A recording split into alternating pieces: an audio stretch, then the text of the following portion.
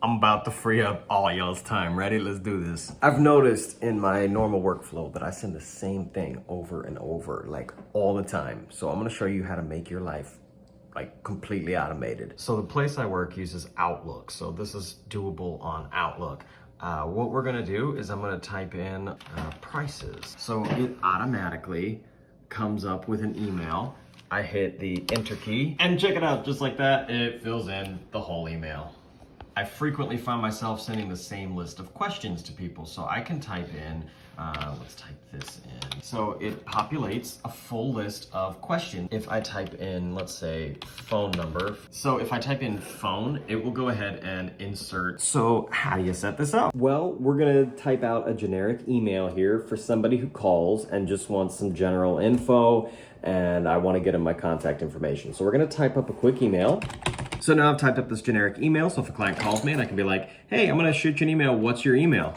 So I get their email from them, and then this email, I just type in their email and it'll auto send. So now that we've typed this up, what we're gonna do is highlight the selection that we wanna keep. So I wanna keep all of this good stuff right here, and we're gonna go to Quick Parts, and we are going to go down to Save Selection to our Quick Part Gallery. Real simple, we're gonna go up to Name This, and we're gonna call it, let's call it Follow Up. So just like that, I've gone ahead, given it a description so I know what it is when I want to find it again. This is just a quick follow-up email for anybody that wants a follow-up. And then I hit OK, and it has been saved to Quick Parts. And type in follow, you'll see that it automatically populates that again for me. Now what I do with these Quick Parts is I keep them as generic as possible. I have tons of these. So if I want to set up, I find myself frequently setting up a template where I send reservation details. So what I do is I type in the word template, and it automatically populates my email template. So then I can be like, maybe wanting to find out what their plans for food service is. So I'll type in meal plan as I'm working with them, and then I go ahead and I hit the enter key, and you'll see just like that, I've got some questions. Then maybe they've rented a facility that needs some setup. So I'll type in,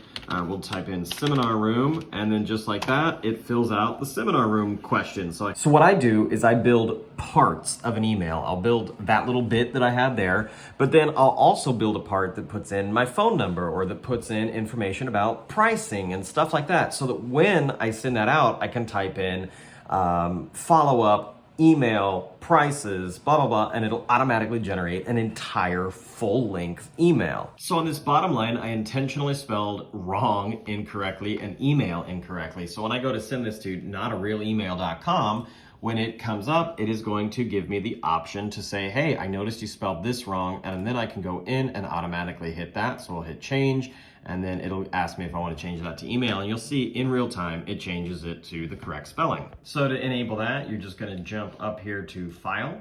You're gonna jump down here to Option. Inside of your mail options, go to Mail, and then there's a spot where it says ABC. Hit Always Check Spelling Before Sending right there. And once you select that, you'll never send a stupid looking email ever again. One more quick lifesaver. There's also a way to enable read receipts when you're sending emails back and forth on Outlook, which is hugely important for me because I can see exactly when people have opened my emails and when they've responded or when they've ignored. This email generated back, and it says when it was sent and it says when it was read. Forgive me for having to zoom in to the point that you can't really see what's going on. I just don't want to give out any personal information. So we're going to jump back into Outlook options, and we're going to go down to tracking, and we are going to look for read receipt, confirming the recipient viewed the message, and then I put always send, but you can also specify to ask every time if you don't want to send that every time, if an email's not that important, but it's easier to just let it do its thing. So there you have it. That's a couple of quick tips to improve your work life. Now you got free time to do whatever you want to do.